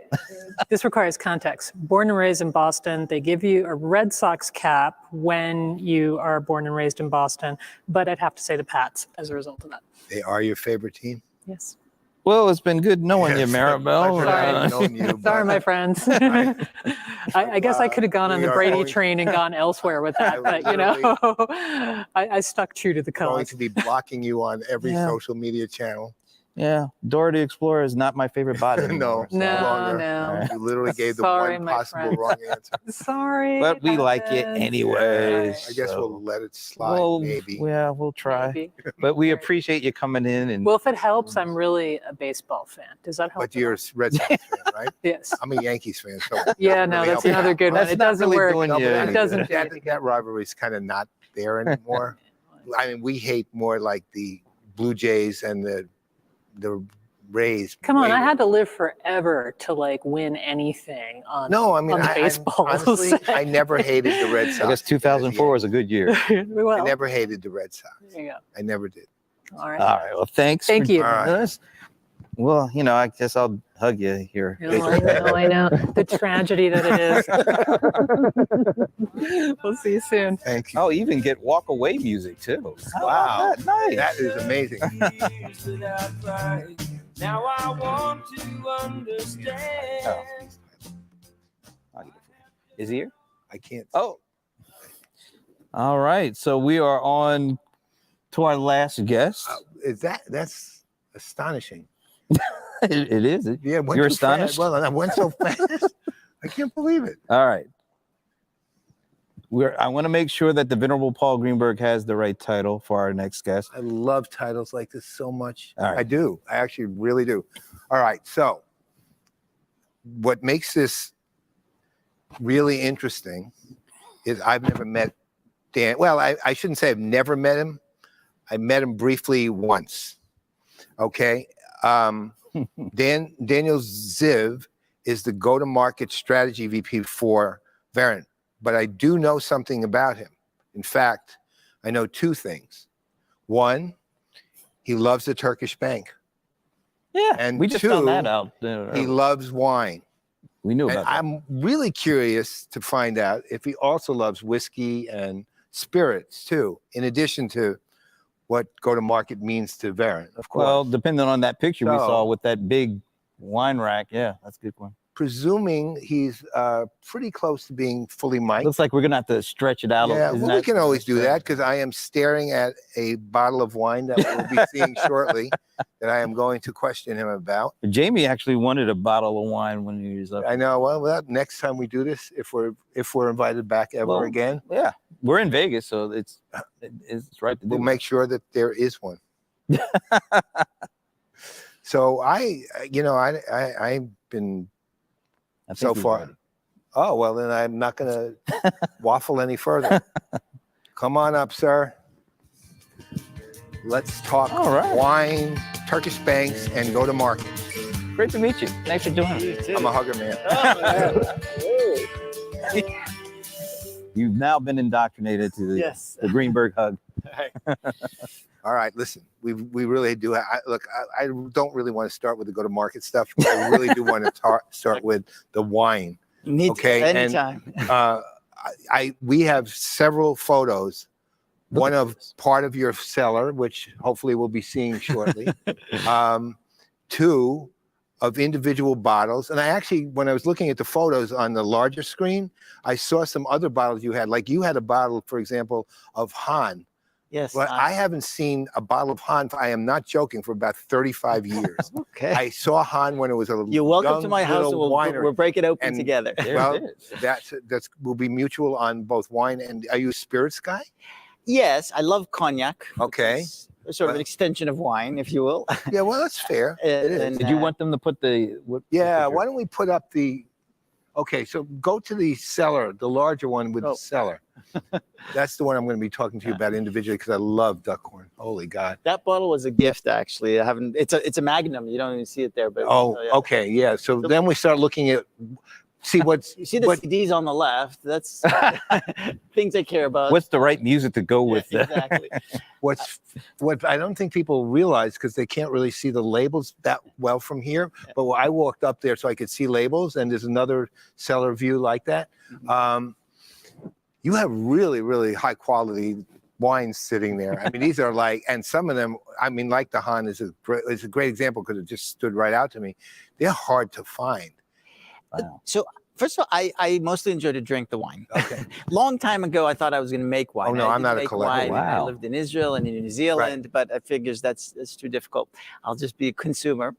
Nice. And I just enjoy it with meal, with food. And so I don't actually have I do have one fridge where I keep some wine, but mostly it's just in my basement, which is cool. And in Colorado, this is sort of very cool. It's a little dry, but they don't last for very long. I don't keep wine for like 20 years. So most of these will get drunk in the next few years. Well, you'll be drinking really well. Yeah. Yeah. I still have one more definitely alcohol related question, which is on the cognac. So currently, like I'm a spirits guy mostly, but I have some really great wines too. But I am spirits guy. And I have probably 25, 30 cognacs. Maybe. Wow. I mean, I have like 650 bottles of spirits, but I mean, it's a lot. But You might want to come to. yeah, his but house. no, you are invited. But I also have a few hundred bottles of wine, and I can't drink like that. So they're open to whoever comes, and we'd love to have you. Okay, so tell me your current, let's say, call it the go-to cognac, and the one for special occasions, and the go-to wine. And it could be one red, one white, and the one for special occasions. I drink a lot of Hennessy. Just sort of, it's my go-to. It's there's different levels of. I drank a lot of that in college. Yeah. No, but this, there was, a Martell I also like a lot. It's not.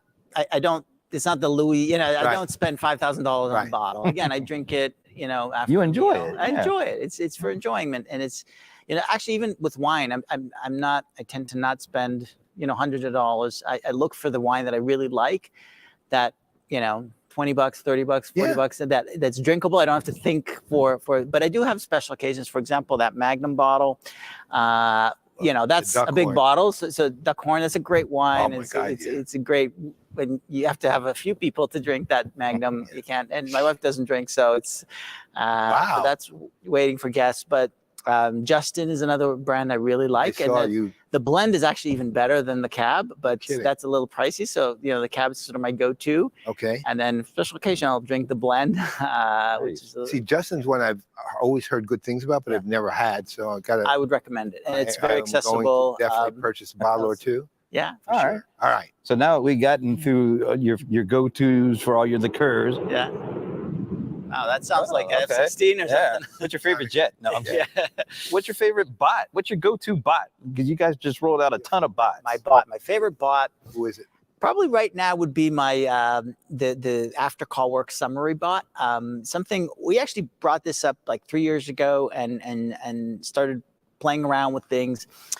Two things happened. One, the transcription is much more accurate. So we can do it more accurately. And two, generative AI made this. We had our own algorithms. We've tested different things, and I think it's really cool. It's very useful. It's surprisingly more accurate than what an agent typically does. Wow. And more consistent.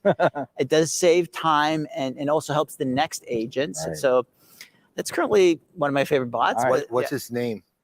Oh, I forgot. You know, we did have names for all of them, which we added recently. Because, but you know what? Well, we don't. Dora the Explorer. Oh, no, no. no, but Dora was a different. No, That's that a was the different- data insights. Was Dora.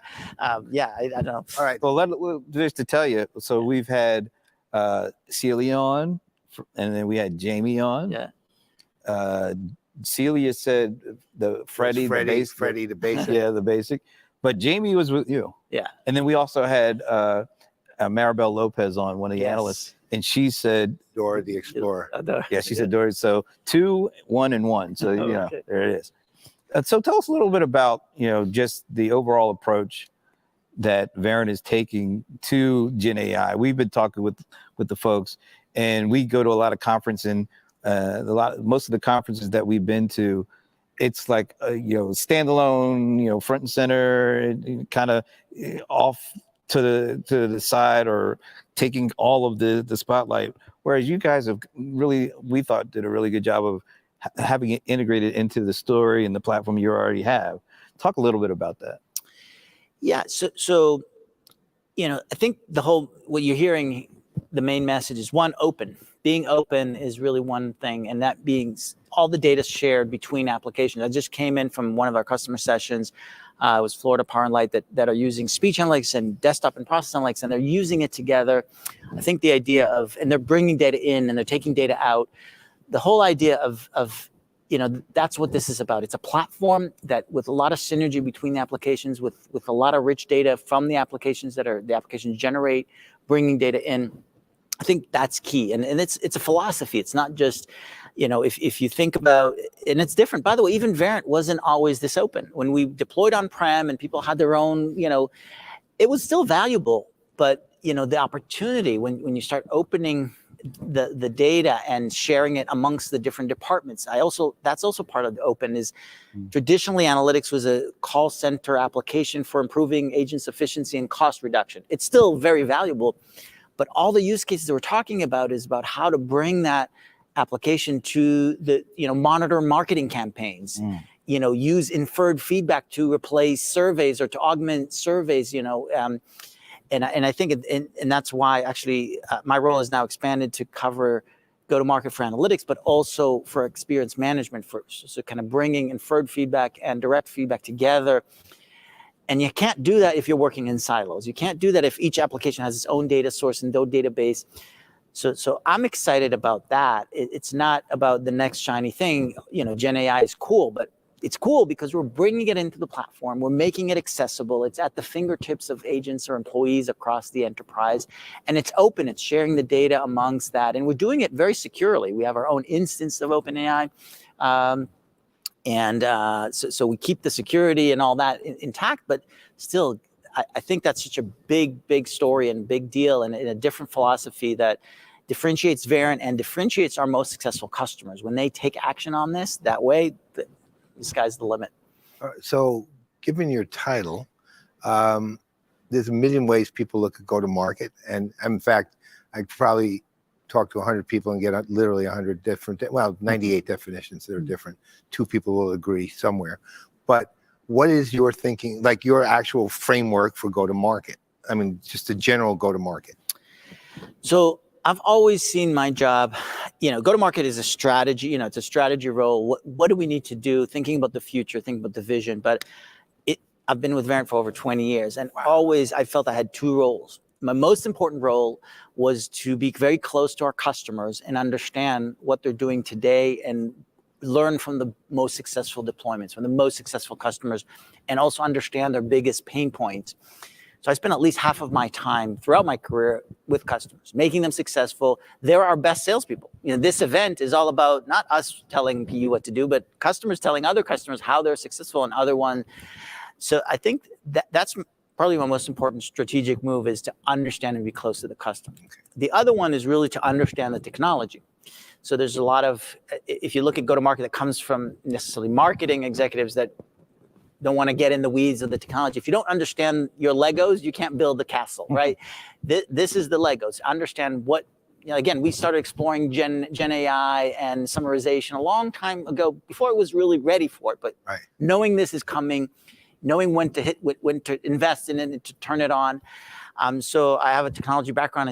I love technology. I love innovation. I love inventing stuff. And I'm so passionate about speech because I came from the R&D team that developed that early on. So it's like my baby. It's like your toy. So that's another part of the strategy. And when you have understanding your customers and you understand your technology, then you can sit back. And I was just talking about to my son recently, because he's almost 16 and he's starting to think about work and how work is going to be so difficult and so hard, and he doesn't want to work that hard. He's a smart guy, but he just doesn't want to work that hard. And I said, look, the most important part of my work is when I'm away from my desk and not answering emails and not presenting and not listening to others present. It's when I'm thinking. And in order to be successful, you have to understand the technology, understand your customers, and then step back, go out for a walk, go for a jog, go for a swim, and suddenly clicks together. You're either coming up with a new idea, or you're solving a problem, or you're making an important decision. And that's where the go-to-market strategy comes into place. But that you can't do that effectively without the other pieces. And you have to spend enough time. If you're sitting in the room always thinking in front of your computer, you're probably not creative, and you probably don't know enough about, to make the right decisions. So I love it's obvious you have a passion for interacting with customers. Yeah. Before ChatGPT and after ChatGPT, what's the conversation? How has it changed as you've been interacting with customers? Well, it's cool because, like you said, a year ago, people barely knew what it was. Now everybody's talking about it. I do think it's transformative. I do think there's a little bit of hype and buzz around it because the concept is not that new. We've been dealing with large language models for 20 years. All of speech analytics is all about that, understanding language, and I've always been passionate about it. Moving to the cloud and throwing a lot of hardware at it and coming up with more use cases. And also the cool thing is it's at people's fingertips. It's online. Everybody can try it. So they're starting to see what this can do. So I think we're just scratching the surface. I think the opportunities of how this is going to transform not just our industry, but many other industries.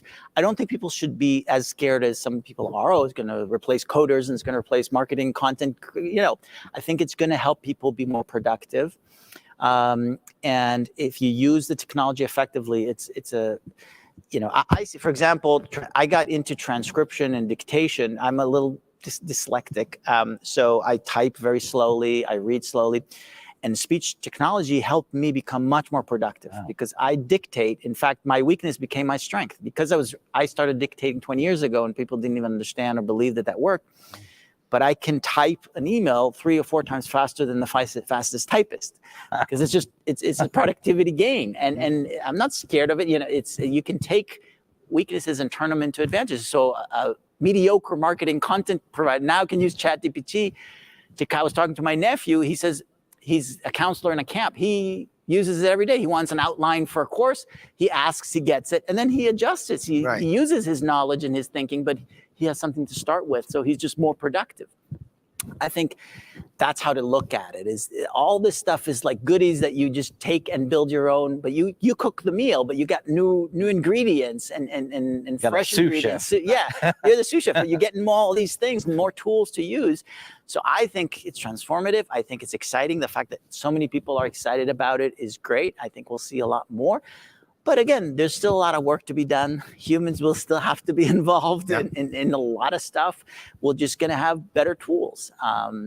So I understand. Well, we understand. We were talking earlier to, was it Celia or Jaime who brought up, Celia, I think might have brought up the fact that you love, we're talking about customers, you love a Turkish bank in particular. Yeah.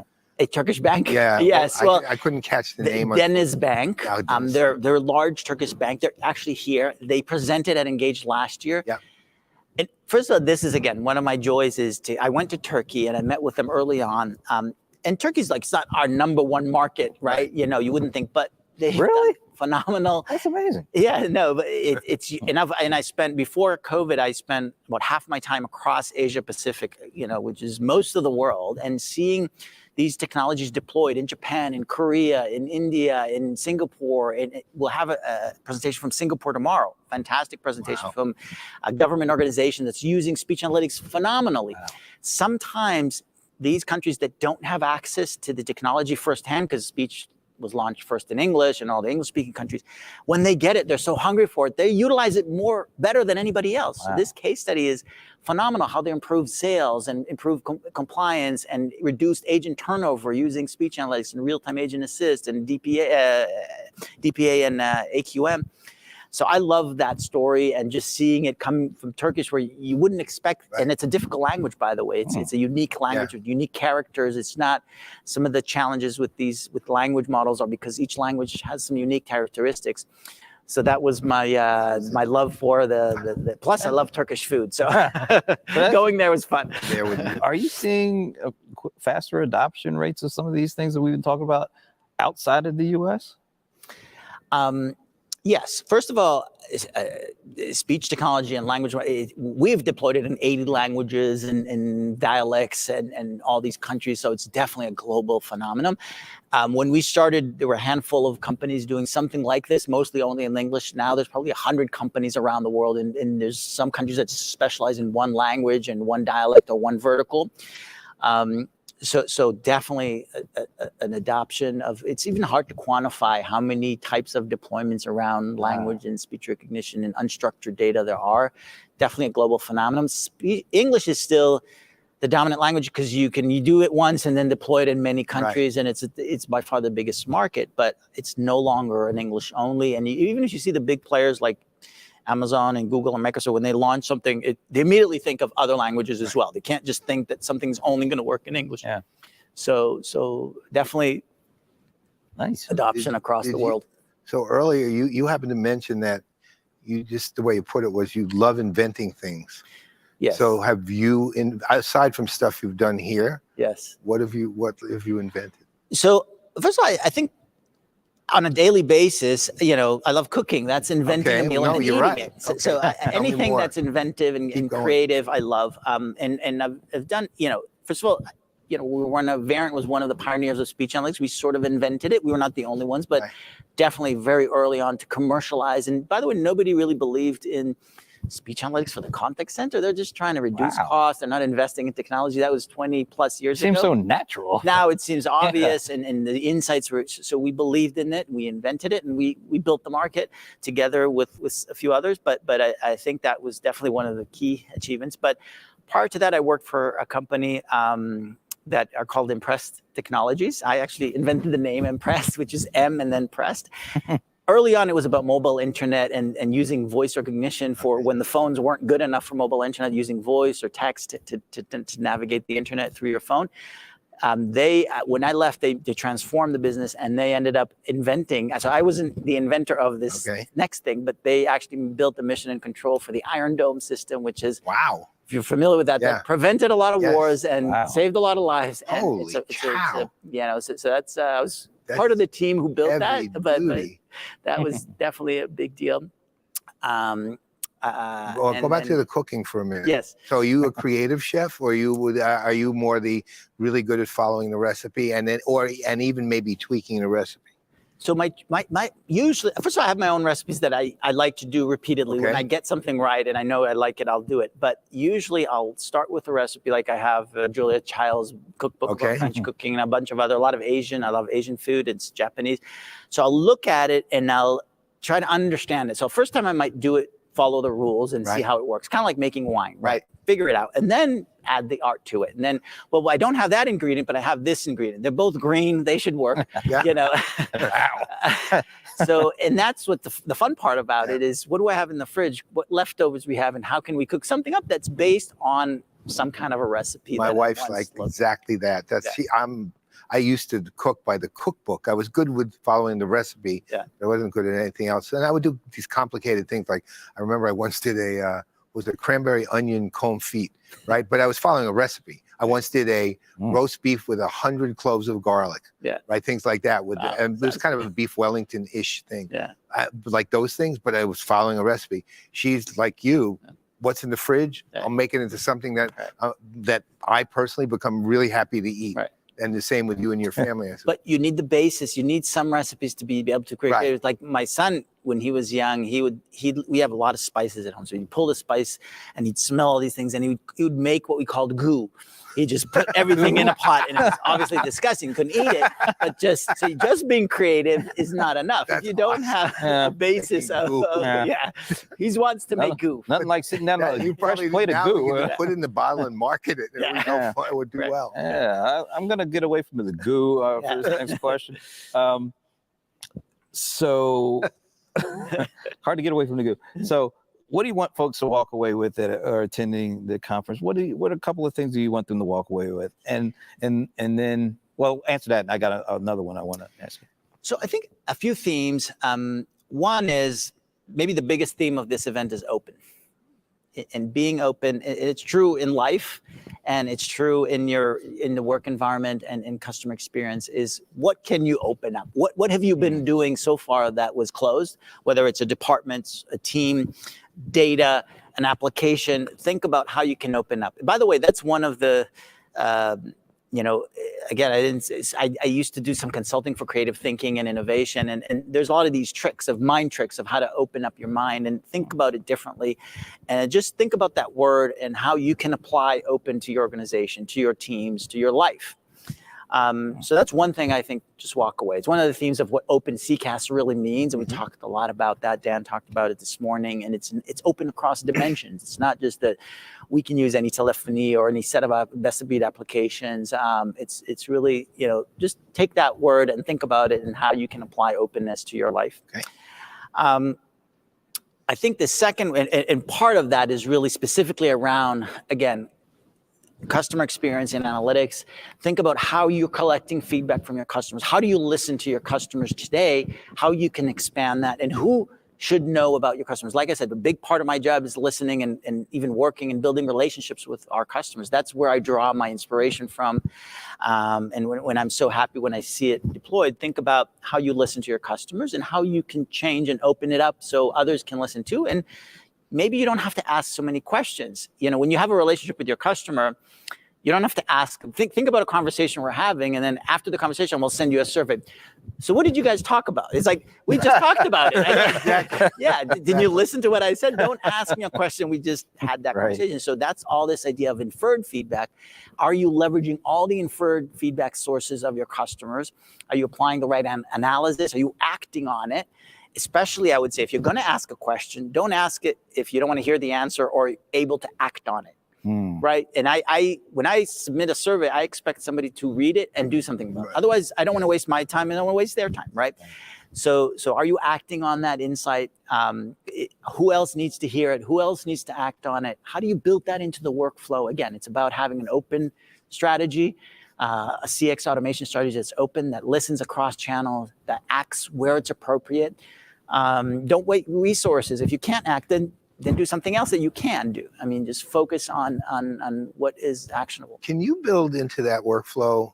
I'm always curious about this, because one of the downsides, let's say you give a suggestion, that's feedback. The suggestion's heard, but you never know, of course, what happened with it. Yeah. So the idea is give feedback on the feedback. Yes. So does that actually get, I mean, I'm sure technically it can be done, but I don't necessarily hear people, for some reason, people don't think that's important enough to do it. I think it's super important. I do too. That's what reinforces giving feedback. Yeah. If I'm spending time providing feedback. Now, I think that's one of the reasons, I was always wondering, why do people spend time reviewing stuff online? When they don't get paid for it, they don't get compensated, because they get feedback. They see, when I rarely do it, but when I do it, whether it's Google or Yelp or whatever it is, or Amazon, I get a feedback. How many people read this review? Yeah. How many people put thumbs up and said Yes. this was helpful? That's reinforcing. That's why people do it, because they want to help and they want to know that they helped. It's a form of engagement. Right. Yeah. So that's again. So not only don't ask if you can't act. If you act, let them provide that feedback back. So important. Wow. Thank you. Yeah. Well, we are down to like the last couple of seconds. So we definitely appreciate you Oh my God, spending time with us. This is great.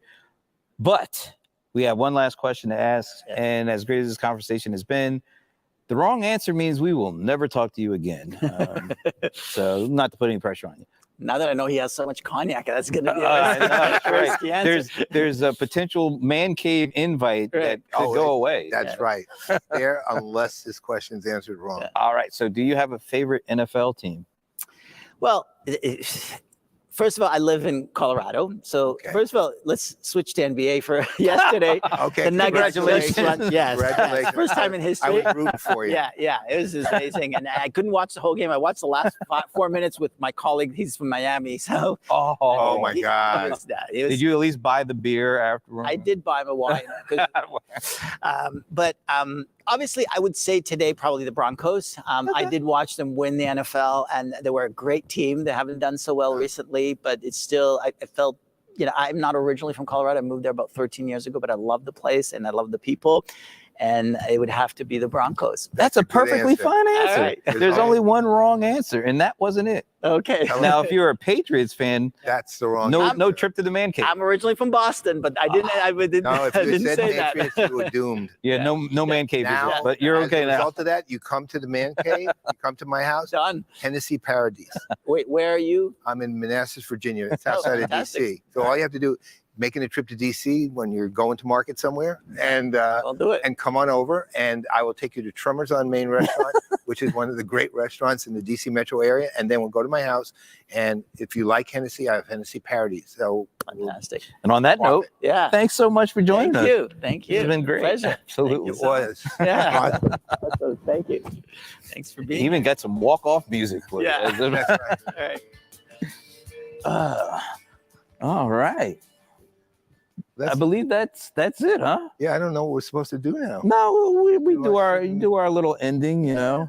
Maybe we'll get a little we walk off, and maybe they'll play our theme song as we walk off. You want to try it? Yeah, we'll do our ending, and then we'll walk off. Well, all right. That and sounds good. and we'll walk off though in the same direction this time. Oh, okay. Yeah. All right. All right. All right. So we're gonna do our big finish, because this is like the end of our Vegas residency too. Back to back. Yeah. You know, we were at MGM and now we're at the Bellagio, and this was it.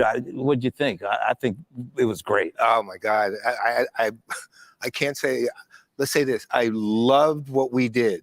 I still can't say I love Vegas. I'll never say that. But I loved what we did.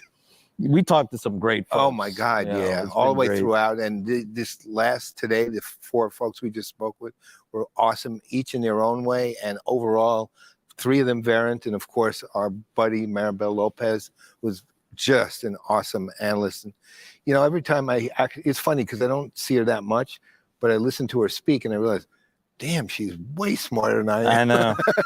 I know. So much smarter than I am. But we also, we can't leave out the bots. We enjoy. Well, you know what though? In order to I'm going to even my favorite bot, because Celia made the point. The underdog bot was Freddie, so I'm going with Freddie too. Freddie. So Freddie's tied. You got one? Well, I worked for 3 months as a call center person. Okay. When I was really young. I like the summary. So that's still one. I like that. I came in 3, 2, 1. Yeah. Well, 3, 2, 1. I just did 3, 2, 1. Why don't we end in 3, 2, 1? I'm Brent Leary. I'm Paul Greenberg. We are the CRM Players, and we're about to do our walkout. Listen to that. There we that go. sounds good. Which way? That way? Let's go out here. All right. CRM Playaz. Brent Leary and Paul Greenberg.